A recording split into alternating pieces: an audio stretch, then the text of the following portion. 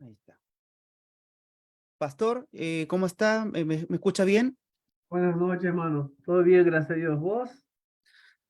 Bien, también, gracias a Dios. Tuve una tarde ajetreada, salí del trabajo hace un rato y ahora me estoy conectando con ustedes.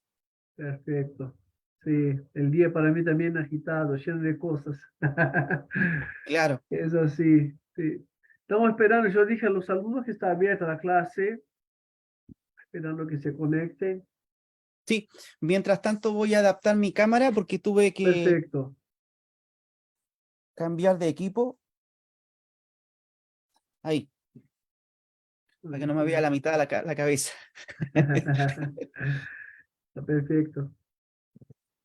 Muy bueno tenerlo de vuelta con nosotros. Para poder compartir, usted me tiene que dar permiso, ¿cierto? Sí, cierto. Ya te voy a pasar ahora Ya. el co-host.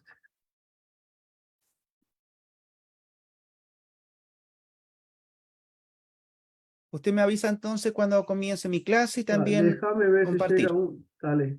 Y ya está para compartir, ya tenés autorización. Ya, muchas gracias. Esperamos quizás 2 minutitos a ver si entran los demás y podemos arrancar.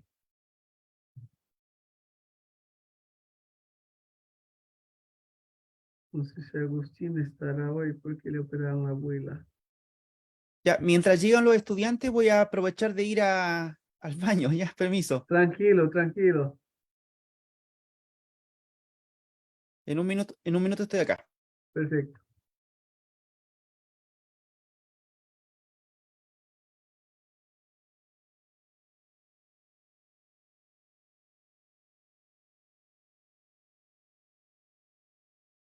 ¿Quiénes son?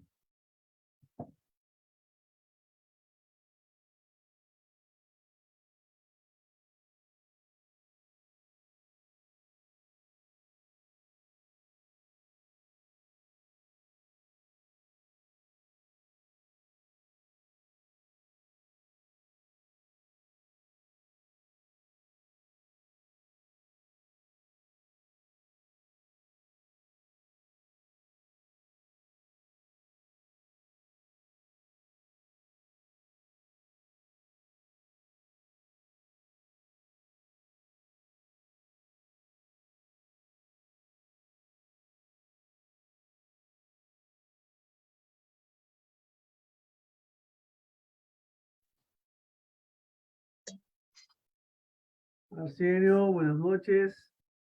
Buenas noches, hermano. ¿Cómo estás? Bien, gracias a Dios.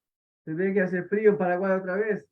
Ayer hacía, ayer hacía 37 grados y ahora está a 12 por ahí. Acá pasó lo mismo Uruguay. Yo llegué ayer de Brasil y no hacía tanto frío, pero hoy, impresionante. Que tuve que poner el Hoy buzo amaneció también. acá un poco, con un poco de lluvia y frío, viento sur frío. Lo mismo acá. Sí, los tiempos están cambiados. Mario, buenas noches, bienvenidos. ¿Qué tal? ¿Cómo les Yo va? entré. Paz y gracias a Bien, todos. una alegría tenerlo con nosotros. ¿Está de licencia? Estoy de licencia una semana.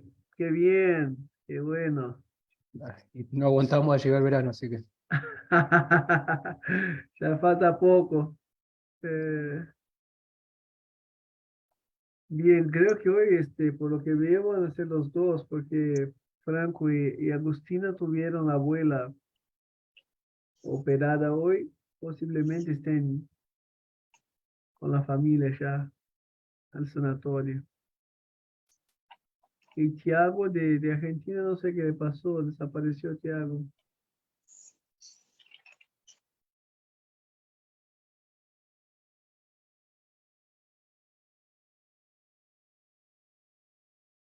Mm.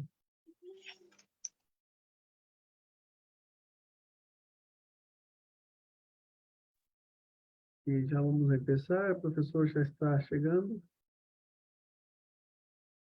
Ahí está. Profesor, cuando quiera empezar, adelante. Y ya estamos grabando. Perfecto, ya damos gracias a Dios por la oportunidad de poder conectarnos a esta clase de esta materia tan apasionante, tan hermosa para los cristianos. Bueno, también en la medida que vayan avanzando las clases, vamos a ir conociendo un poquito más a los estudiantes, a Ersenio, que está ahí conectado también, Mario. Las clases, la idea es que sean también interactivas, no tengan, digamos, vergüenza en participar. Voy a estar presentando en mis diapositivas algunos fragmentos, textos, donde vamos a ir estudiando algunas temáticas que debemos abordar en la patrística, y de alguna manera tratando también de que la enseñanza que abordemos de la patrística, que es tan amplia, esté focalizada en algunos temas que a nosotros como protestantes, como reformados, nos ayudan a entender nuestra propia teología y cómo ella también está reflejada en los padres de la iglesia. Entonces, este va a ser una serie de clases en la cual la idea es que ustedes también puedan ir leyendo junto conmigo los fragmentos que vamos a estar estudiando. Vamos a hacer preguntas, la idea es que ustedes puedan activar sus audios y puedan también, en la medida que podamos ir avanzando, dar sus respuestas, y al final terminamos con algunas preguntas. Estoy pensando todavía cómo evaluar las clases que van a seguir en adelante, para que ustedes puedan tener una evaluación de este proceso conmigo. Y estoy pensando ya en una actividad que va a ser desafiante, no en el sentido, digamos, que vaya a ser muy técnico lo que vayan a tener que hacer.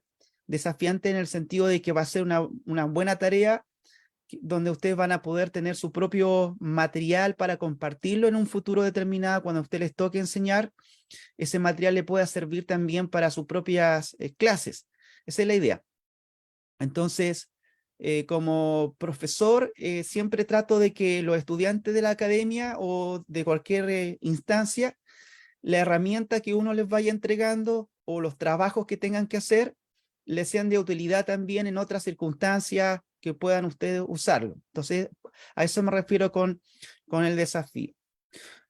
Y ahora voy a compartirles el material. Tengo una diapositiva que poco a poco voy compartiendo, y la idea es que ustedes también puedan, bueno, comprenderla y que sea fácil de trabajar con ustedes. Bien, me dicen si lo están visualizando, si está todo ok para partir con... Se ve bien. ¿Se ve bien? Sí, Ya, perfecto. perfecto. Ok. Bueno, entonces, partimos. Sé que el pastor Juan Lobos estuvo compartiendo con ustedes lo que ha sido, o lo que es, mejor dicho, la patrología, y voy a partir desde ese punto y luego voy a emigrar rápidamente a lo que es la patrística. Entonces vamos a ir avanzando. Definimos primero la patrística de la siguiente manera. El estudio de los escritos de los padres de la iglesia, quienes son los primeros autores cristianos que ayudaron a definir y defender la fe cristiana en los primeros siglos después de Cristo. La patrística busca comprender y explicar las enseñanzas de la Biblia, en este caso a la luz de la razón y la filosofía clásica, con el propósito de fortalecer la fe cristiana y responder a las críticas y desafíos de su tiempo. Y quiero explicar un poquito este asunto. No digo que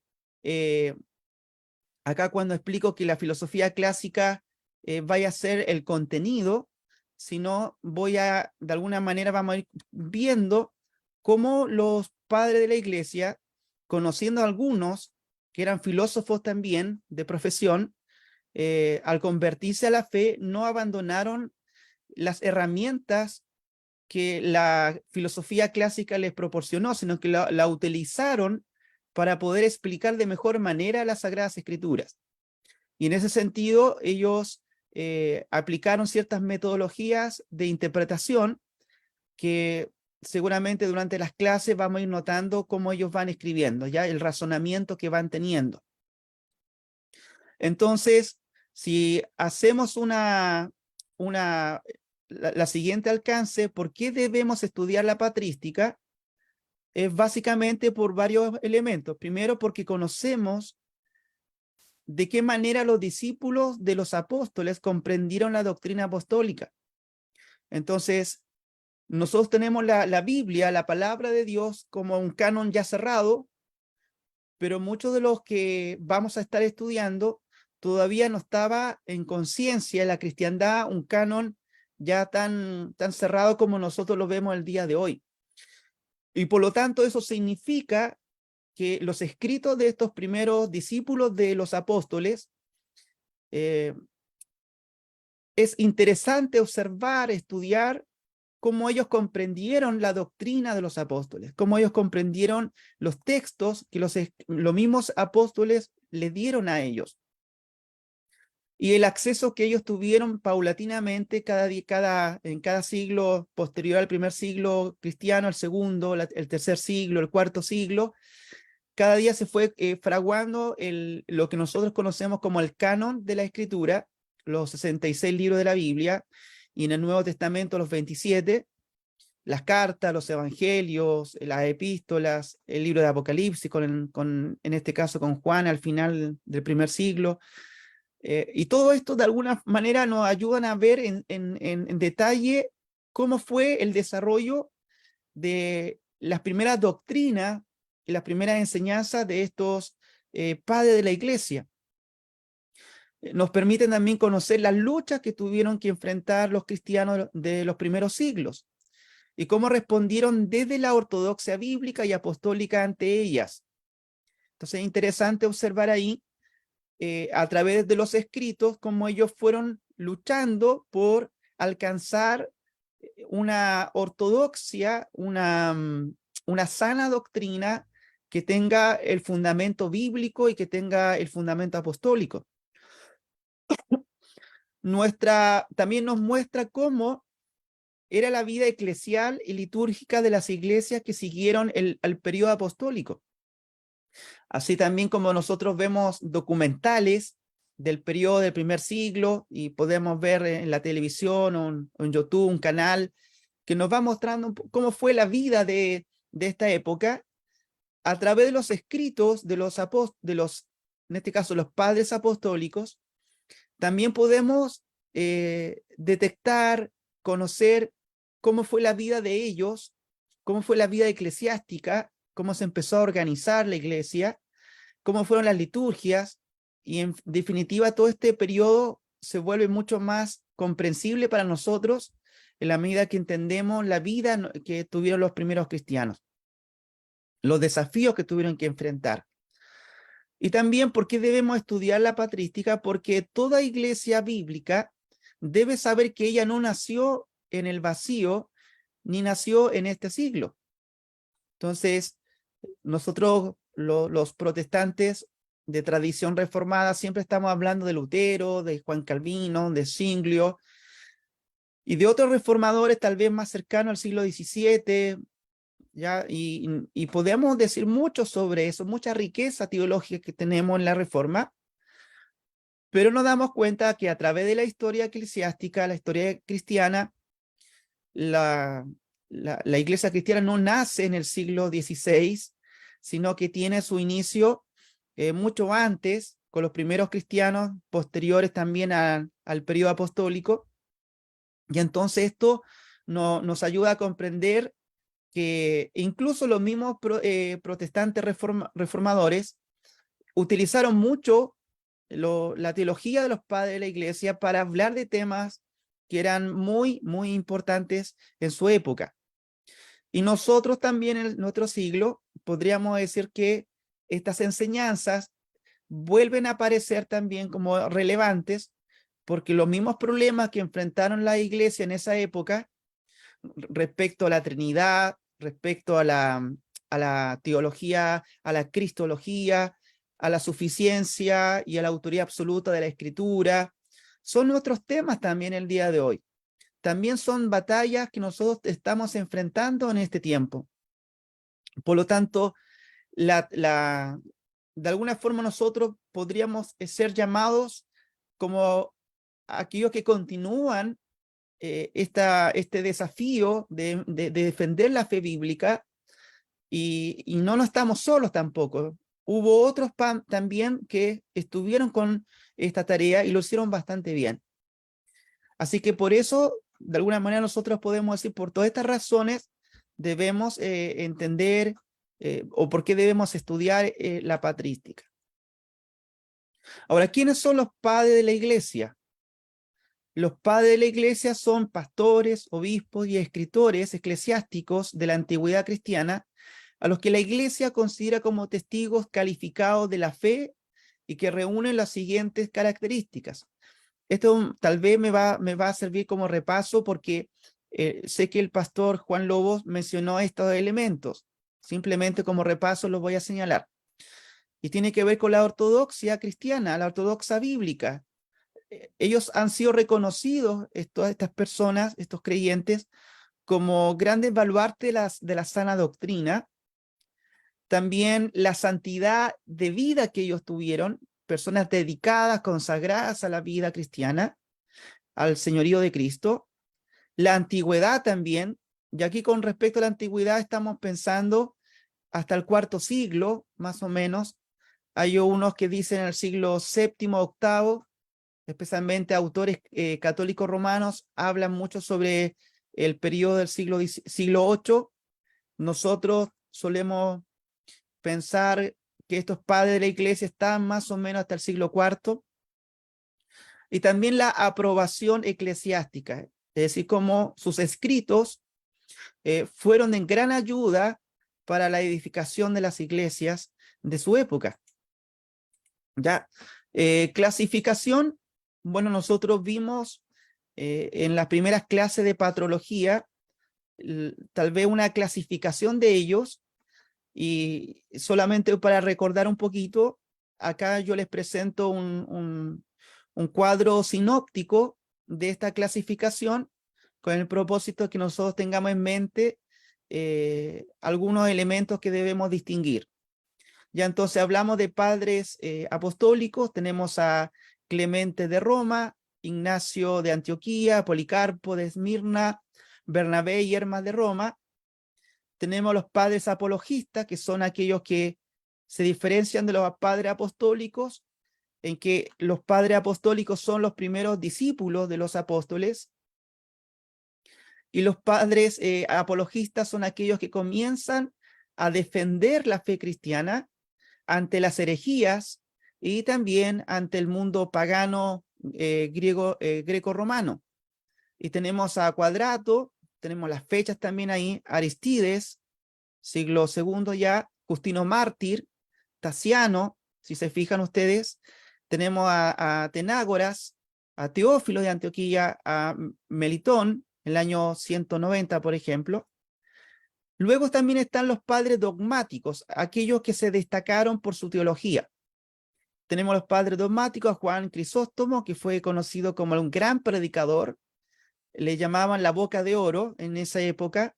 Bien, está San Agustín, está Jerónimo también, que son, digamos, los grandes maestros, las grandes mentes cristianas de la época que desarrollaron dogmática, que desarrollaron teología.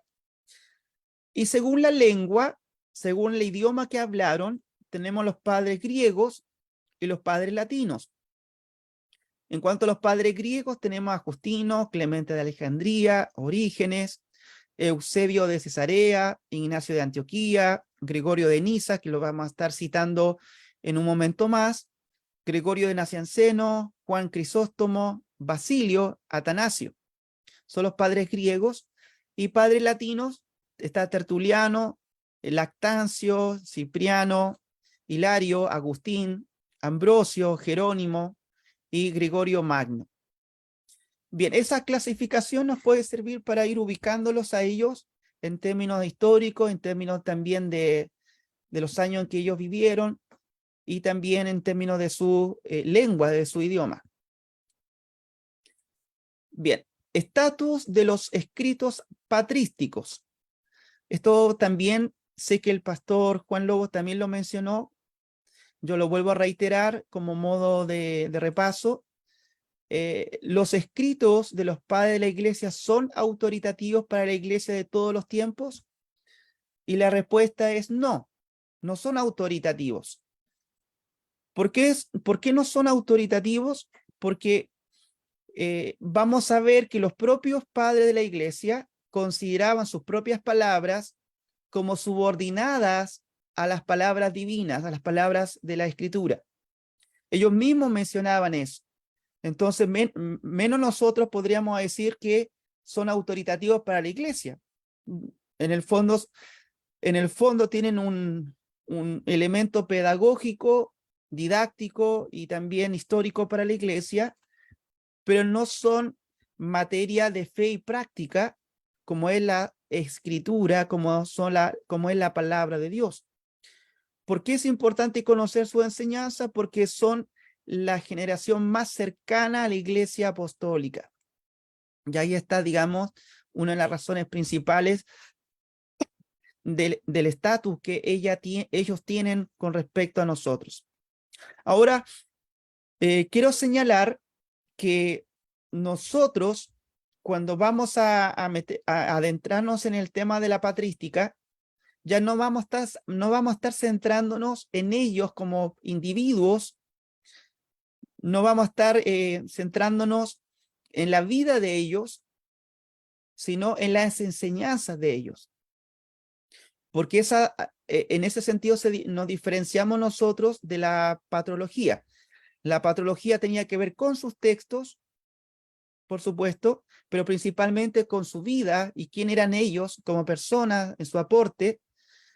Pero la patrística va a meterse en la teología, en la doctrina y cómo ellos contribuyeron en el desarrollo de lo que nosotros conocemos actualmente como la ortodoxia bíblica.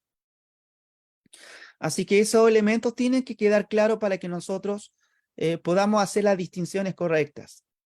Otra distinción importante que vamos a ir descubriendo con los mismos escritos de los padres apostólicos es que en el periodo a mitad digamos, del segundo siglo de la era cristiana, los creyentes, la iglesia, se vio enfrentada a una gran cantidad de herejías y también de distintas versiones, de distintas opiniones, y tuvieron que, o mejor dicho, no es que tuvieron, sino que reconocieron la necesidad de establecer en ese momento una diferenciación entre los textos canónicos, los textos que eran regla para su fe y práctica, de aquellos que no lo eran. Entonces, al hacer eso, en el siglo, digamos por ahí por el año 150 en adelante, al hacer eso, indirectamente, ya tal vez no de forma tan consciente como podríamos estar nosotros estudiándolos a ellos, establecieron que la única autoridad suprema para poder determinar si una doctrina tiene respaldo era las Sagradas Escrituras, y toda posterior tradición, sea de cual sea la rama de la iglesia donde venía, iba a estar subordinada a la regla de la Escritura, de la palabra del Señor. Bueno, eso lo vamos a ir viendo también durante el desarrollo de esta clase. Bien, preguntas de repaso. ¿Quiénes son los padres de la iglesia? Ahí yo les voy a pedir que me puedan también activar su micrófono, participar, para que no nos quedemos con la sensación de que estamos escuchando un monólogo.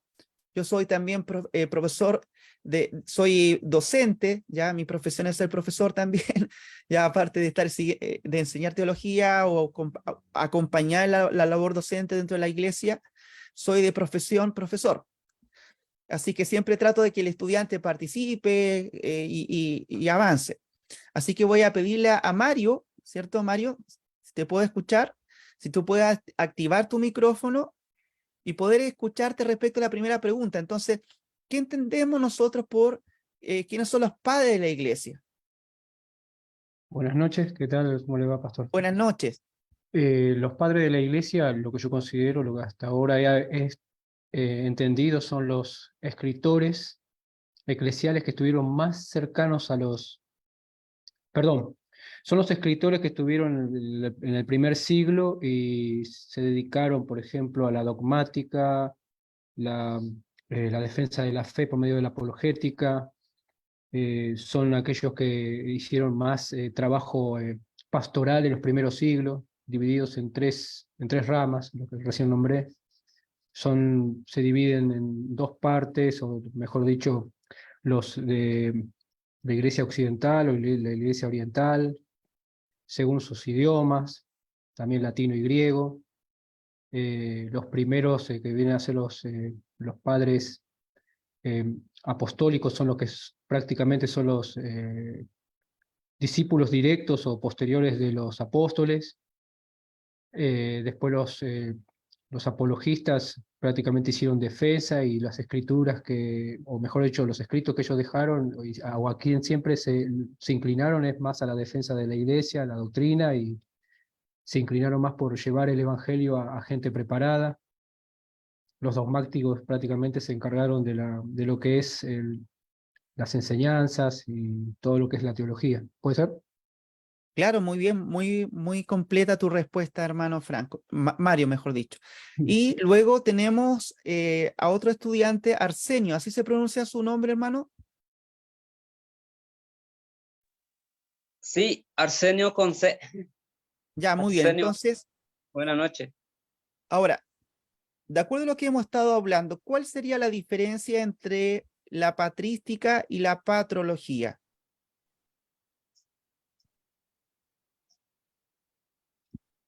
La diferencia es la patrística de los padres que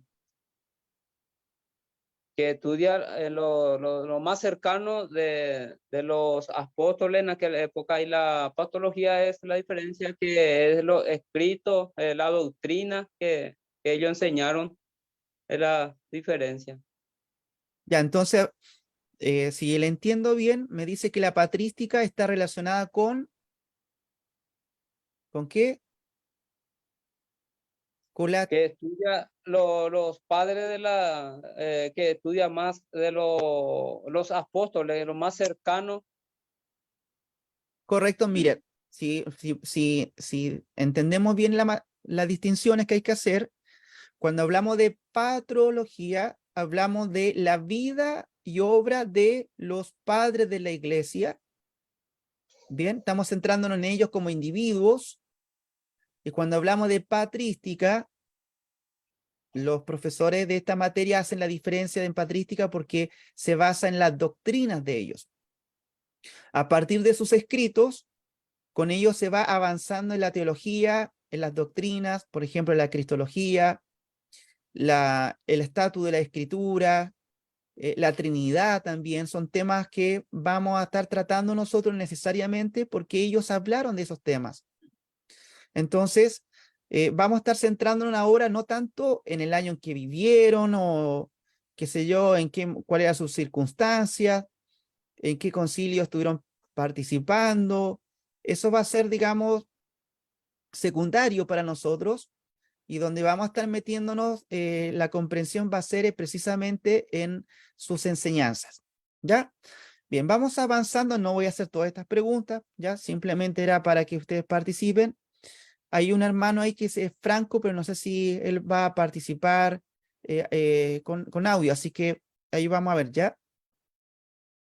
Ya, vamos a entrar entonces a un punto que me parece interesante tratar de la patrística y tiene que ver con la autoridad final de la escritura. Nosotros, en el mes de octubre, ¿qué celebramos como reformados?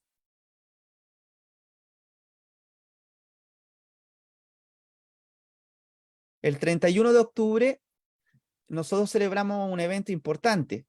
¿Mano Mario? ¿Puede ser la reforma? La reforma.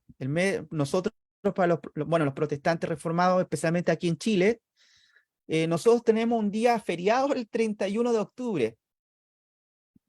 ¿Ya? ¿Por qué es feriado? Porque las iglesias evangélicas y protestantes, en su influencia en Chile, cuando estuvo el presidente Lagos, que vendría siendo el tercer presidente cuando volvimos a la democracia, las iglesias evangélicas tuvieron harta influencia en su gobierno y bueno, por un tema político, finalmente se dio este día feriado para las iglesias como reconocimiento, el 31 de octubre. Ahora, ¿qué pasó el 31 de octubre? El 31 de octubre, según la biografía de Martín Lutero, él clava las 95 tesis en la iglesia de Wittenberg, estableciendo ahí tal vez un principio, un signo, una señal de un cambio extraordinario que va a vivir la iglesia, y que a ese periodo que dio inicio él, y tal vez otros antes que él, los pre-reformistas, pero principalmente a través de Lutero, lo que se conoce como la Reforma Protestante, que son pastores, maestros, teólogos de la Iglesia Católica Romana que comienzan a reformar a la Iglesia, y en su lucha comienzan a ser también expulsados de la Iglesia Romana, y comienzan las grandes comunidades o iglesias reformadas protestantes que somos nosotros herederos, ¿ya? ¿Y cuál es una de las cosas que más luchó la iglesia protestante? Tiene que ver con los 4 o las 5 solas que hemos nosotros mencionado muchas veces en varias circunstancias en la iglesia o en los escritos reformados. Y tenemos primero, ¿se acuerdan cuáles son históricamente aparecen las cuatro solas, y luego viene una quinta que tiene que ver con la Soli Deo Gloria, pero antes hay 4. No sé si ustedes se acuerdan cuáles son esas 4. Sola Escritura, Muy bien, sola Escritura, solo Christus, solo sola, Christus, sola Fide, sola Fide, y la otra no me estoy acordando en este momento. muy bien, sola Gratia, Ah, sola Gracia. Ahí está. sola Gracia. Bien, entonces, lo que vamos a hacer ahora es trabajar un poco el tema de si la sola Escritura se encontraba como doctrina en este periodo apostólico, en este periodo de los padres apostólicos, mejor dicho, ¿ya? En la patrística, ¿se encuentra la sola Escritura o es una invención de parte de los reformadores del siglo XVI? Entonces, nosotros decimos, lo que pasa es que la Reforma Protestante se destacó por la sola Escritura. Bien, bien, por supuesto, pero ¿la sola Escritura nace con los protestantes o ese concepto que ellos tenían venía desde antes? Entonces tú tienes que conocer esto para que la base de nuestra fe esté también informada correctamente, y vamos a comprender que los padres de la iglesia son los primeros en defender la sola Escritura. Cosa que muchas veces en la gente que lee este periodo, estos escritos, señalan que muchos de los elementos que nosotros vemos en la Iglesia Católica Romana son apoyados por la patrística. Y vamos a comprender que eso es discutible, y vamos a ver algunos textos que nos van a ir ayudando en la comprensión de qué lugar tenían ellos a las Sagradas Escrituras, o qué autoridad tenían para ellos. Entonces, vamos a definir aquí, los padres de la iglesia reconocieron la autoridad final que tiene la palabra de Dios. Cuando hablamos de autoridad final, estamos diciendo que ante toda opinión que los creyentes o los teólogos podían tener, el que podía determinar cuál o qué cosas debíamos creer, según los padres de la iglesia, es la Escritura, es la palabra de Dios. La verdadera tradición debe estar en armonía, en plena con la Biblia. Es decir, para los padres de la iglesia, la verdadera tradición debía estar en armonía con la Biblia.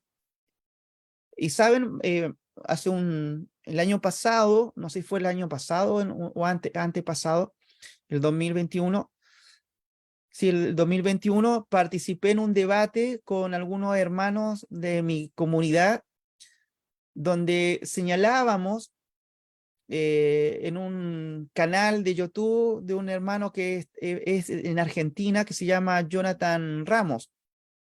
Ya si ustedes lo ubican por ahí, es un youtuber bien conocido en los medios evangélicos de Argentina, y él nos invitó a nosotros a participar de un streaming que él hace, y en ello explicábamos que existe lo que se conoce como la tradición apostólica que queda fraguada en los escritos, porque ellos primero partieron con una predicación oral, los apóstoles. Luego empezaron a escribir, de acuerdo a las necesidades que Dios les presentaba, los inspiró a escribir los evangelios, las cartas, las epístolas, y esa tradición oral, digamos, que podríamos llamar nosotros, que tiene que ver con la enseñanza que Cristo les dio a los apóstoles, quedó fraguada o escrita y limitada a los escritos apostólicos. Y toda aquella tradición que no fue escrita en los textos apostólicos, nosotros reconocemos que al no ser escritos, no tenían, digamos, la necesidad, no eran necesarios para la iglesia, necesarios para su salvación. Por lo tanto, el texto escrito que nosotros tenemos con los 27 libros del Nuevo Testamento es la tradición apostólica y tiene, digamos, un estatus superior. Pero la iglesia, en continuidad con los apóstoles, comienza también a tener su propia tradición, porque comienzan a aparecer hermanos que comienzan a enseñar también, y comienzan a generar pensamiento dentro de la iglesia. Entonces, ¿qué hacemos con esa tradición post-apostólica? Esta tradición post-apostólica son las doctrinas, enseñanzas, modo de aplicar la fe a distintas necesidades de las iglesias, y que de acuerdo a la cultura, de acuerdo al contexto, se fueron enfatizando elementos que de alguna manera fueron siendo desarrollados en la iglesia de Occidente, la iglesia de Oriente, y empezaron a haber diferencias. Maestros que empezaban a ver algo en la Biblia y otros vieron otras cosas, sin necesidad de estar en contradicción, pero al ver algo distinto y comienzan a enseñarlos, eso fue, digamos, parte de la tradición, pero se llama tradición posapostólica. Y eso implica entonces que esa tradición posapostólica, como acabamos de decir acá, siempre debemos subordinarla a la apostólica, a los textos de la Escritura, a la palabra de Dios. Si hay alguna tradición que no está en armonía con la palabra, entonces debe ser rechazada, pues la palabra de Dios es la autoridad en materia de fe y conducta. Y uno dice, bueno, esto es así, esto fue declarado por parte de los padres de la iglesia, y vamos a ver que en varios escritos de ellos sí lo dicen, literalmente. Ya, así que vamos a ello ahora. Bueno, tenemos a Atanasio, a Arrio, que aquí nosotros, si hacemos memoria, ¿se acuerdan ustedes cuál fue el gran debate de ellos? De Atanasio y Arrio.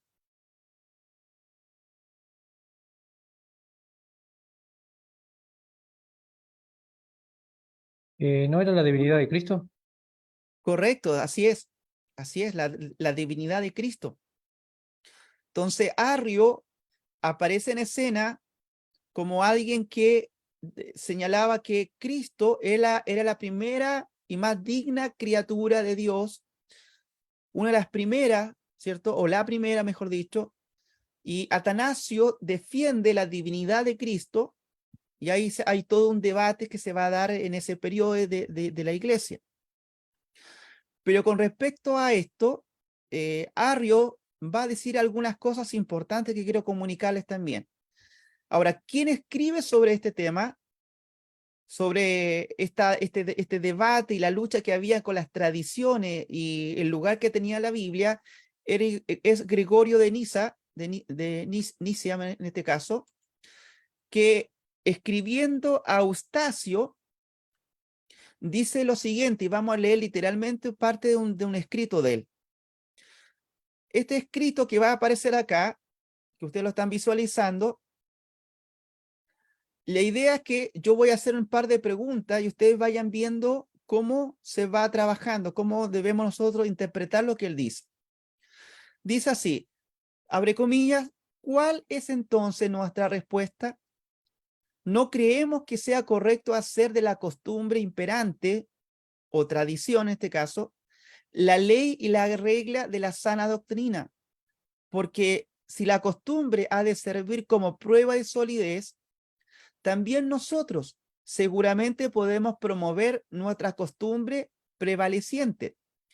Y si rechazan esto, seguramente no estamos obligados a seguir la de ellos. Entonces, dejemos entonces que las escrituras inspiradas sean nuestro árbitro y el voto de la verdad seguramente será dado a aquellos cuyos dogmas estén de acuerdo con las palabras divinas.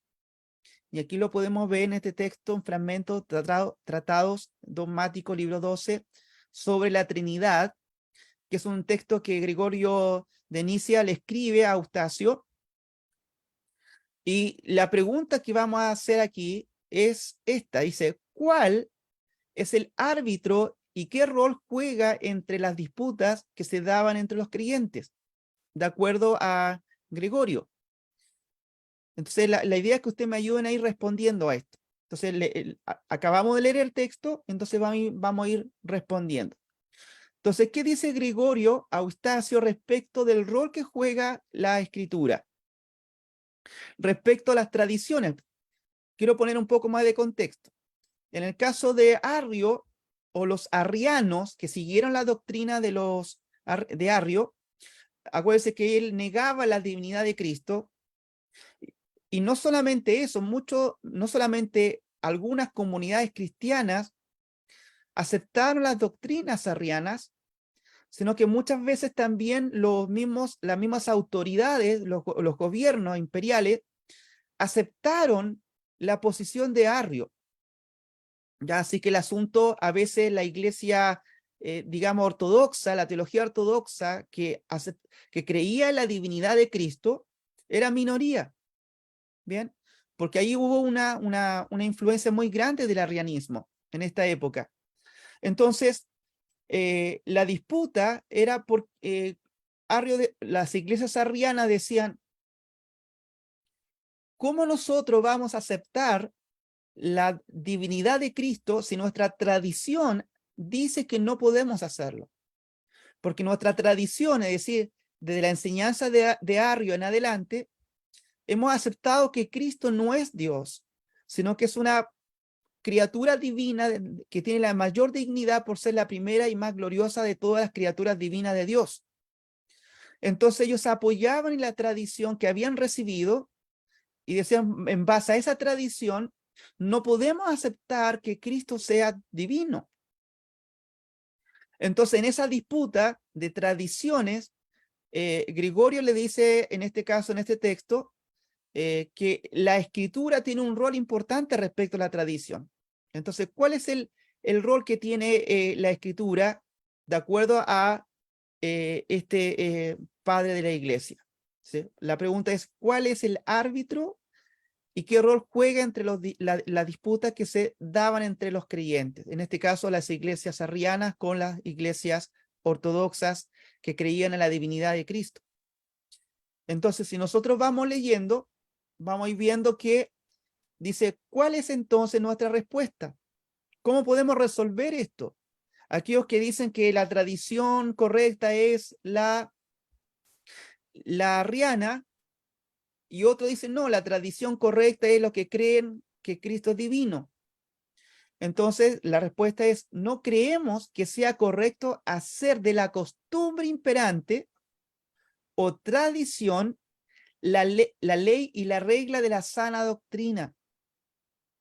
Porque si la costumbre ha de servir como prueba de solidez, es decir, que lo que enseñamos nosotros es lo que la iglesia ha creído siempre, ¿de acuerdo? También nosotros, dice él, seguramente podemos promover nuestras propias costumbres. Entonces estaríamos luchando en base a costumbres o tradiciones. Y la respuesta de Gregorio dice, no, no podemos hacer eso. La solidez de una tradición va a depender si ella está avalada por las palabras divinas, por las sagradas escrituras. Es la palabra de Dios la que va a determinar si una tradición es validada o no. Entonces, el árbitro, acuérdense que el árbitro, podríamos decir que el juez, que va a determinar quién tiene la razón, en este caso no es la tradición ni los años que ha tenido esa tradición en tu iglesia, por muy antigua que sea, ni tampoco las otras tradiciones va a tener solidez porque es antigua. De acuerdo a Gregorio, la autoridad final la tiene la palabra de Dios. Ella es la ley y la regla de la sana doctrina, como dice aquí. Siguiente pregunta. De acuerdo a esta declaración, ¿quién podría tener o recibir el voto de la verdad? Porque si está, pongámonos nosotros en los zapatos de los arrianos y pongámonos también en los zapatos de Atanasio, que también él disputó a favor de la divinidad de Cristo. Podríamos decir entonces, bueno, según la Voz de Galicia, los evangelios nunca afirman tal cosa. se me activó Lucas mi dice celular, que la denme un vida segundito. pública de Jesús empezó cuando tenía alrededor. Ahora sí, se me activó ¿cómo se llama? La búsqueda por audio en el celular. No sé si le ha pasado eso a usted alguna vez. Está hablando y se activa el audio del celular. Ya, bien. Entonces, de acuerdo a esta declaración, ¿quién podría tener o recibir el voto de la verdad? Entonces, ¿qué quiero decir con esta pregunta? Entonces yo le decía, pongámonos nosotros en los zapatos de los arrianos, que por años han estado recibiendo, pensemos unos 50 años, han estado recibiendo la doctrina de que Cristo no es divino, y hay otras comunidades que dicen, la iglesia es perseguida, cristiana, que tienen la verdad, han sido minorías, pero ellos dicen tener la verdad también. Bueno, Gregorio dice entonces, como un buen padre de la iglesia, va a decir, bueno, la tradición al cual se le da el voto de confianza, de validez, va a ser aquella que tenga el respaldo de las Sagradas Escrituras. Y ahí está entonces, está por primera vez bastante claro el tema de la sola escritura. La sola escritura, en palabras de ellos, es que la Biblia es la ley y la regla de la sana doctrina. Entonces ellos no van a hablar de sola escritura, porque para nosotros el tema de la sola escritura comienza como término en el siglo XVI en adelante. Pero los padres de la iglesia sí tenían claro el rol de la palabra de Dios con ellos. Y decían, bueno, estas tradiciones no son verdaderas porque no están respaldadas por la Biblia. Y la Biblia dice que Cristo es divino. Bien, continuamos. Según este tratado, el árbitro final para determinar si las costumbres, tradiciones son validadas, no es la misma tradición, sino las escrituras divinas. Entonces tú puedes citar, y aquí está el gran debate con la iglesia, digamos con la iglesia católica romana, que ellos para poder validar su tradición, porque ellos dicen que está la escritura como palabra de Dios y la tradición viva de la iglesia también como palabra de Dios. Y un tercer elemento que es el magisterio papal, donde ellos, digamos, son infalibles, en este caso la infalibilidad papal. ¿De acuerdo? Están esos tres elementos. Pero ellos, para hablar de la validez de su tradición, citan a los padres o a algunos padres de la iglesia. Entonces está el debate aquí, ¿cómo resolvemos este tema? ¿Quién tiene razón, los protestantes o los católicos romanos?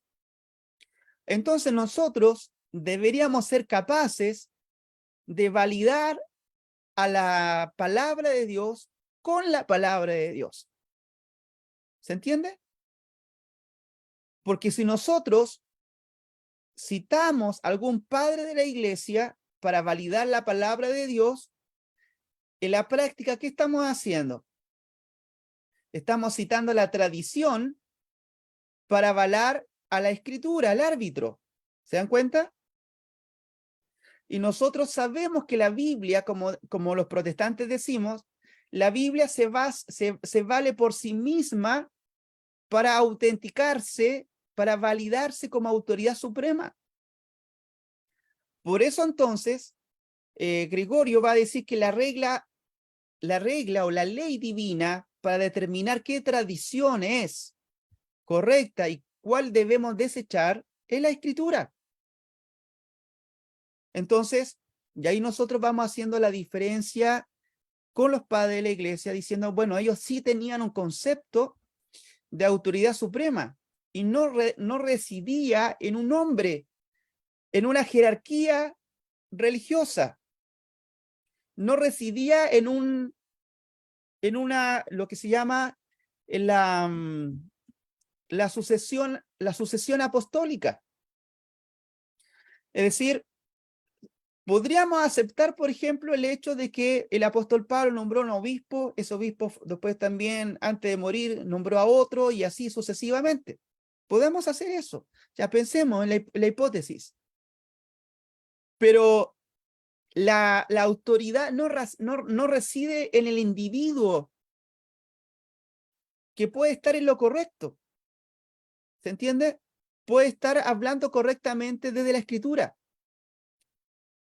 O con la escritura puede estar validada por la escritura, la tradición, como lo hizo Atanasio defendiendo la divinidad de Cristo. Y él estaba en lo correcto.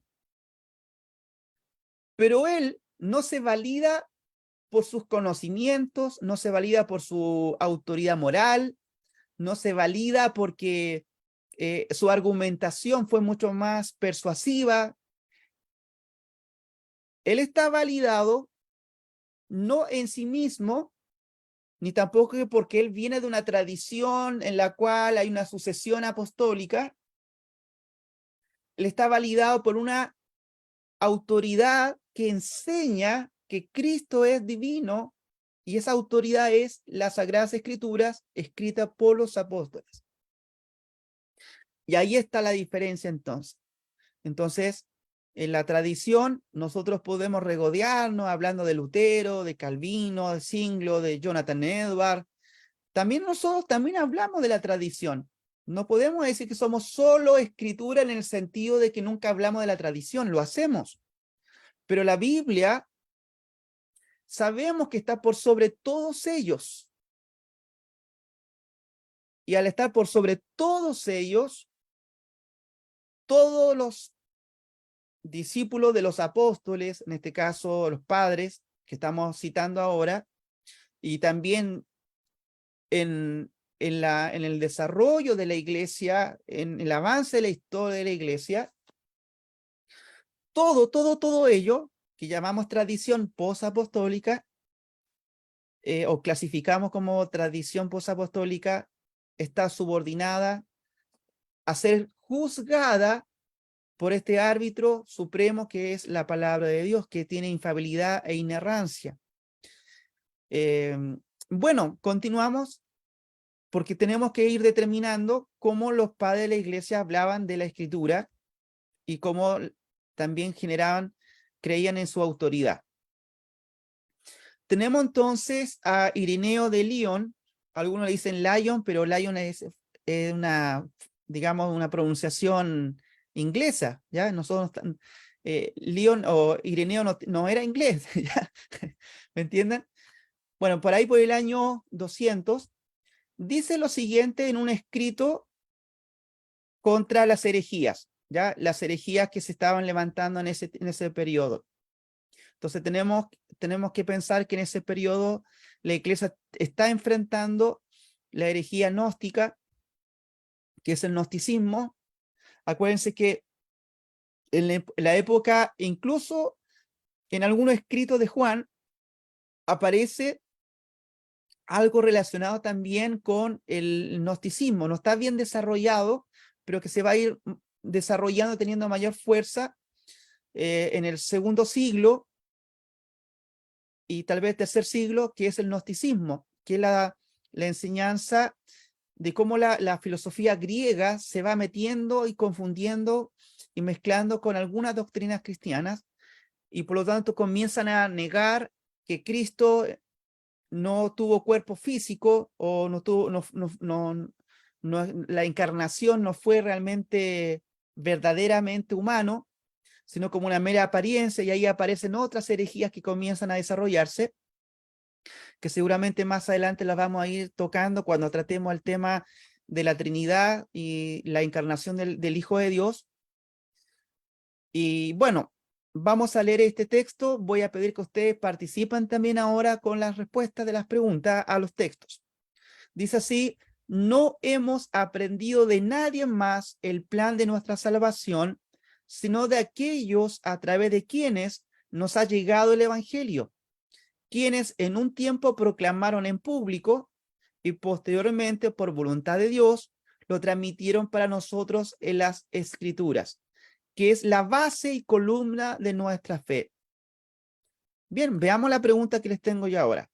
De acuerdo a Irineo, ¿cuál es la base y columna de nuestra fe? A ver si ustedes detectan ahí rápidamente. Hermano Arsenio.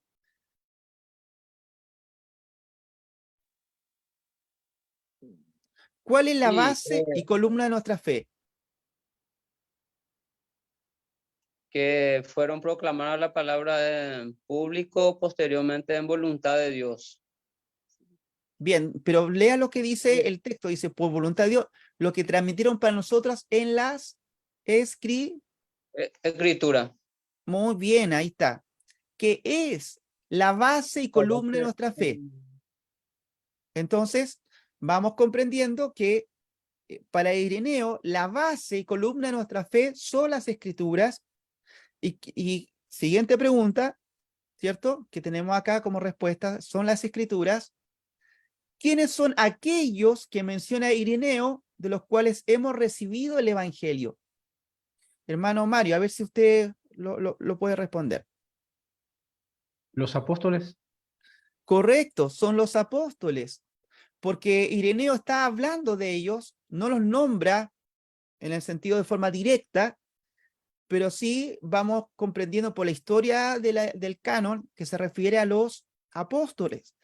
Ya nos dice, no hemos aprendido de nadie más el plan de nuestra salvación, es decir, del evangelio en el fondo, sino de aquellos a través de quienes nos han llegado el evangelio. Entonces, y claro, al principio lo proclamaron en público, es decir, está hablando de la tradición oral de los apóstoles.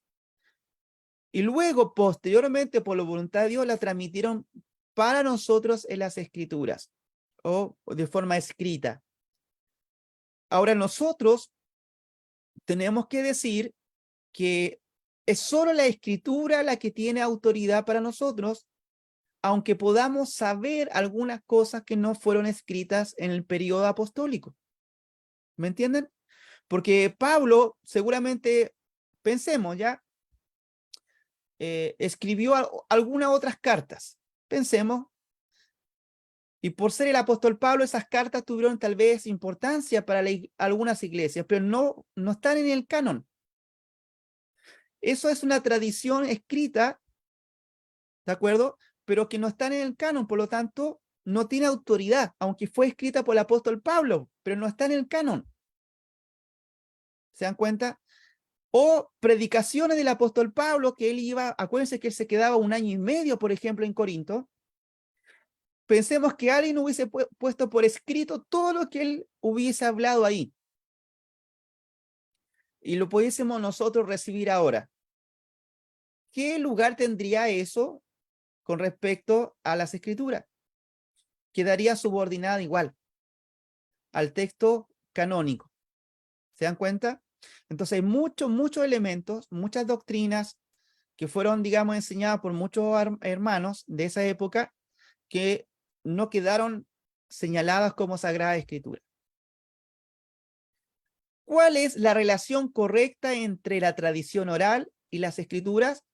Entonces decimos que es la tradición oral, por más que haya sido dicha por un apóstol, termina siendo subordinada y sujeta a ser juzgada por las escrituras canónicas.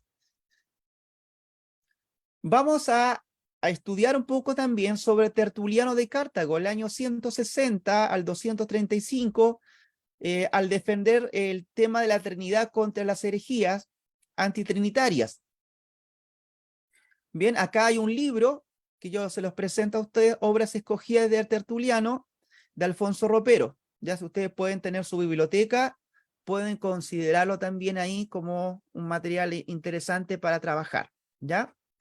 Bueno, ¿qué dice el Tertuliano respecto a el tema que queremos abordar? Dice, sin embargo, será tu deber sacar sus pruebas de las escrituras tan claramente como lo hacemos nosotros. Cuando demostremos que él hizo de su palabra un hijo para sí mismo, todas las escrituras atestiguan la existencia clara y la distinción en este caso, las personas de la Trinidad, y de hecho nos proporciona nuestra regla de fe. Entonces, el Tertuliano va a decir entonces que desde la escritura nosotros debemos proporcionar digamos, las pruebas para defender una doctrina determinada, en este caso la Trinidad. Y si tú defiendes que no existe la Trinidad, tienes que tomar en cuenta que tienes que usar la escritura, pero tienes que probar claramente que eso es así. No con recovecos lingüísticos, ni con forzar un texto y sacarlo del contexto, tú vas a defender una doctrina. Tú tienes que saber que para poder defender una doctrina, según Tertuliano, tienes que usar claramente la escritura y que se pruebe con mayor claridad ese concepto. Entonces, él está hablando de que él está hablando del Hijo como la palabra, el verbo. Acuérdense que en Juan capítulo 1 dice, y en el principio era el verbo, y el verbo estaba con Dios, y el verbo era Dios. Entonces, y ese verbo, en el versículo 14 de Juan, capítulo 1, se hizo carne y habitó con nosotros y vimos su gloria. Entonces, esos textos que tienen que ver con la divinidad preexistente de Cristo, que es digamos, consustancial con el Padre, en el caso de Tertuliano, él defiende esa postura y va a decirle a aquellos que la niegan que cuando usen la Biblia, cuando usen la escritura, lo tienen que hacer probándolo claramente. Y si no, no es válido. Y dices, lo sigue, y de hecho nos proporciona nuestra regla de fe. Es decir, aquí está la clave. Esto es lo que debemos de prestar atención. Tenemos que decir entonces, hermanos, que para Tertuliano, la regla de fe son la escritura. Y cuidado con esto, porque nosotros en la teología reformada, en los debates protestantes contra los católicos romanos, ellos hablan de lo que se llama la regla de la fe. Pero cuando ellos hablan de la regla de la fe, no están hablando, hermano, de las Sagradas Escrituras. Ellos están hablando de la doctrina. Ya están hablando de las enseñanzas de la tradición cristiana del primer siglo. Lo que la iglesia oficialmente tenía como tradición. Eso como regla. Para el católico romano, cuando tú le hablas de la regla de fe, según nosotros los protestantes decimos, no, la regla de la fe es la escritura. El católico romano te va a decir, no, la regla de la fe es lo que expresaba el obispo tanto en tal iglesia. Esa es la regla, con eso yo me baso. ¿Por qué? Porque para ellos lo que el obispo decía es lo que Dios decía. Lo que el Papa te dice en tal lugar, eso es palabra de Dios. Por lo tanto, regla para él. Y como tiene que estar relacionada con la fe, a eso le dice la regla de la fe o la regula fidei. Pero nosotros cuando hablamos de la regla de la fe, no creemos, no pensamos lo que dice un pastor, un obispo, una tradición. Pensamos lo que la Escritura dice como regla, porque ella es la autoridad suprema. Por lo tanto, no tiene que ver con lo que una institución jerárquica pueda decirte o un obispo determinado. La regla de la fe es aquella que emana directamente de las Sagradas Escrituras. Entonces, y ahí uno va observando entonces el tratamiento que tienen los padres de la iglesia respecto de las Escrituras, en este caso Tertuliano. Leo el párrafo que dice, después de los 3 puntos suspensivos: todas las Escrituras atestiguan la existencia clara y la distinción en las personas de la Trinidad, y de hecho nos proporciona nuestra regla de fe. Entonces, dice que todas las Escrituras atestiguan, todas las Escrituras hablan de las 3 personas de la divinidad, el Padre, el Hijo y el Espíritu Santo. Bien, y ahí tenemos entonces la distinción entre lo que opina la Iglesia y lo que atestigua la Biblia, la Escritura, respecto a la palabra, respecto a la doctrina de la Trinidad. Bien, ¿cómo consideraba Tertuliano de Cartago a las Escrituras? ¿Cierto? ¿Cómo las considera? Decimos entonces como la regla de fe, pero no entendiéndola como lo dicen los católicos romanos, ¿ya?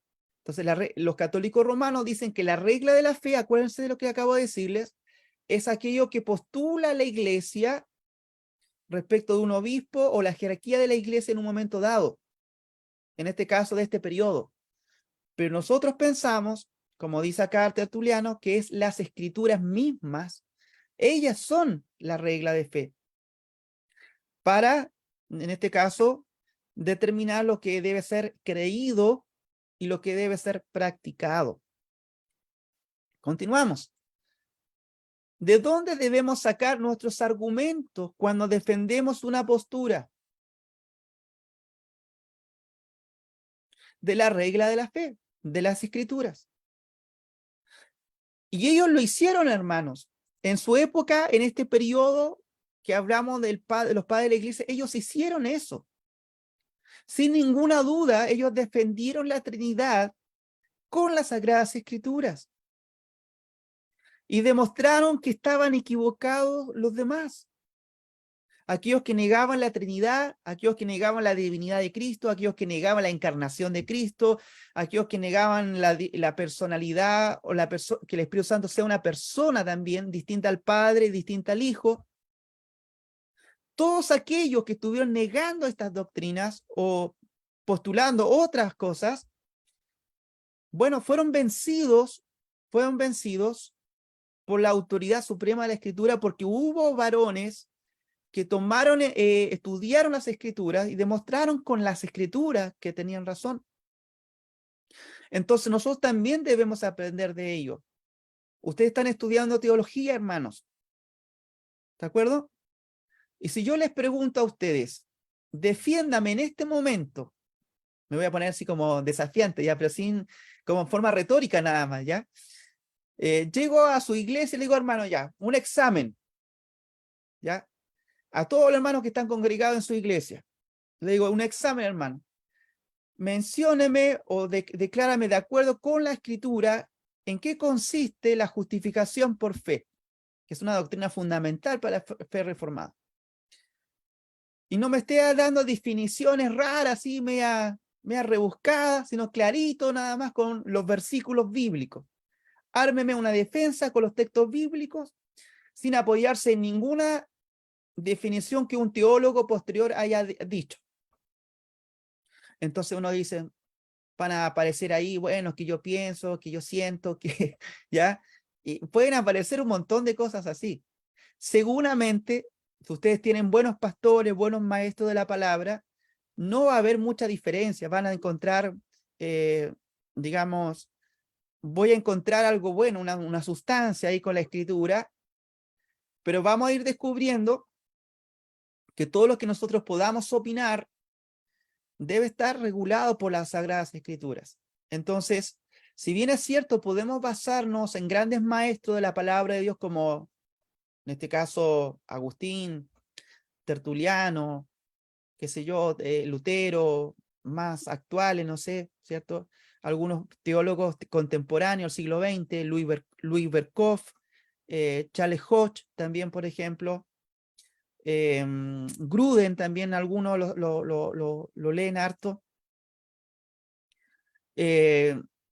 Bueno, todos ellos nos ayudan a comprender las doctrinas, pero nunca podemos olvidar que la regla que está por sobre ellos es la palabra del Señor, ¿ya? Bien, ¿qué peligros podemos inferir desde las palabras de Tertuliano cuando nos enfrentamos a otros que también usan las Escrituras? Y aquí la pongo más pesada todavía.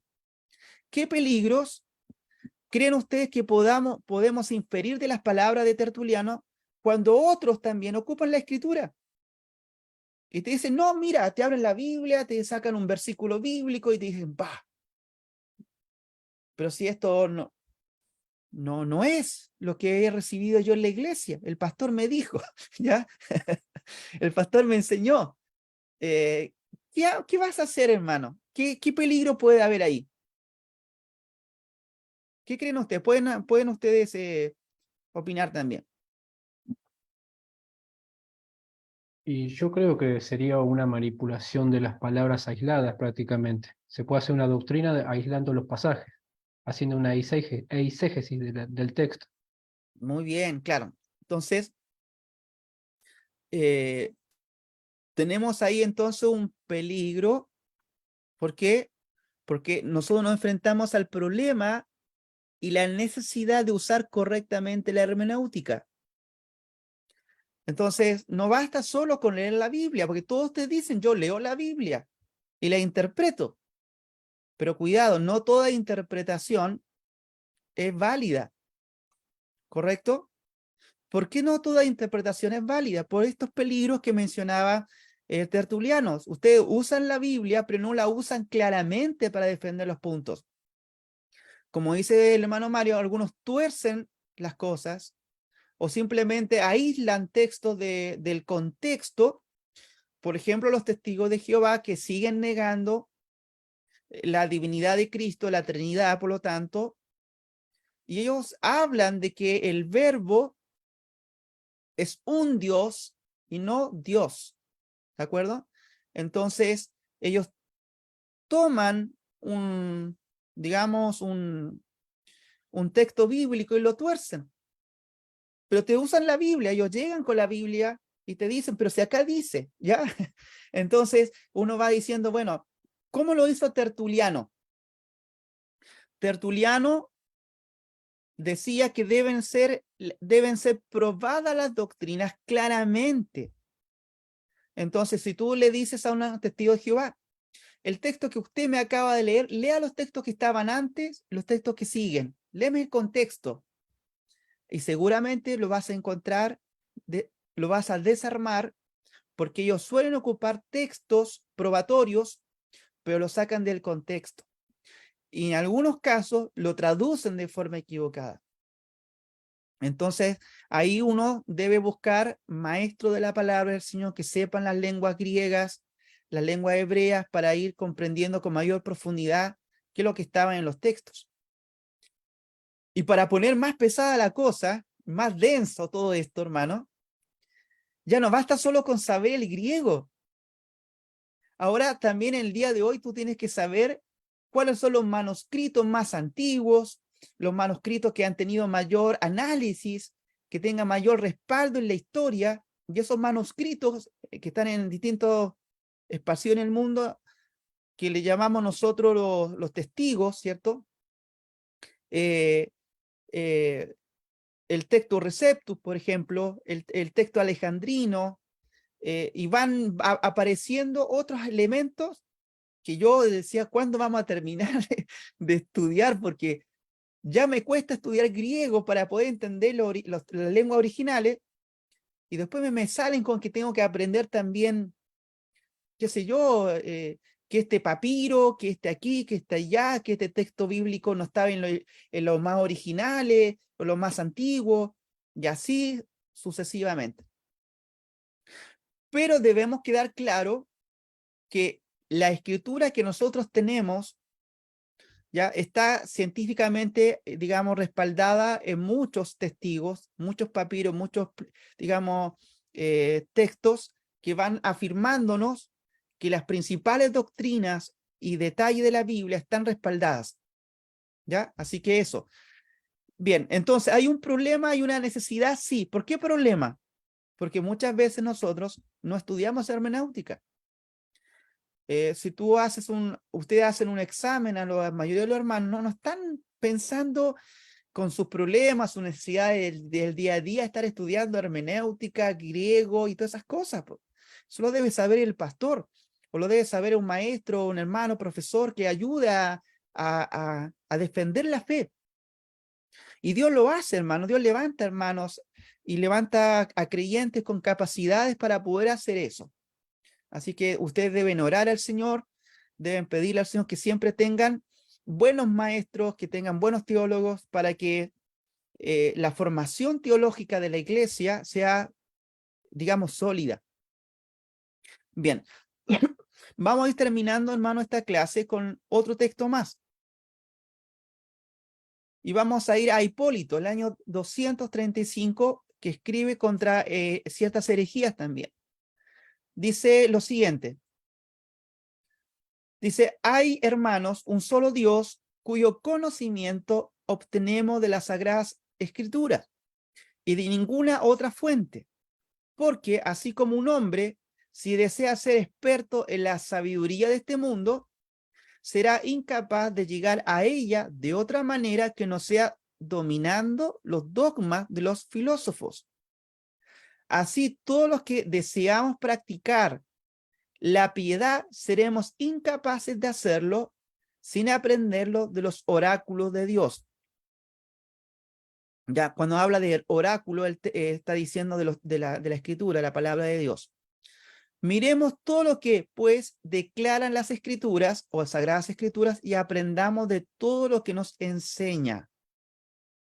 Entonces, para Hipólito también la escritura es, como dice acá la pregunta, de acuerdo a Hipólito, ¿cuál es la única fuente que tienen los cristianos para nuestra teología sobre Dios? Las escrituras. ¿Ya? Ellas son la única fuente. Entonces, para poder estudiar a Dios, tienes que ir a la fuente. Tú no te puedes ser experto en conocer a la persona de Dios, que subsisten tres personas, en el Padre, el Hijo y el Espíritu Santo, si tú no vas a la fuente. ¿Cuál es la fuente? Bueno, la Biblia dice, Dios habló a los padres por medio de los profetas, es decir, poniendo a todo el Antiguo Testamento. Pero ahora nos ha hablado en estos postreros días a través del Hijo, dice la Escritura en Hebreos capítulo 1, versículo 1 y 2. Ellas son las fuentes para Hipólito. ¿La fuente para qué? Para estudiar a Dios.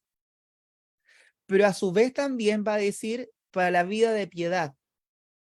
Es decir, tanto la doctrina como la vida práctica están en esta fuente que es las Sagradas Escrituras. Entonces, ¿y por qué es la única fuente? Y aquí está algo interesante, porque nosotros hablamos de la sola Escritura. Solo la Biblia te puede enseñar a ti la vida cristiana. ¿Por qué? Y aquí algo muy interesante. Si bien tú puedes aprender teología con un texto de teología, puedes aprender no sé, un libro de Louis Berkhoff, te puedes ser experto en ese teólogo. Puedes estudiar a Juan Calvino de forma espectacular, hermano, gloria al Señor si tú lo sabes. Pero hay una distinción importante entre el impacto de la palabra de Dios a estudiar a otro teólogo. Porque ¿dónde está la vida espiritual real y poderosa? Está en la Escritura.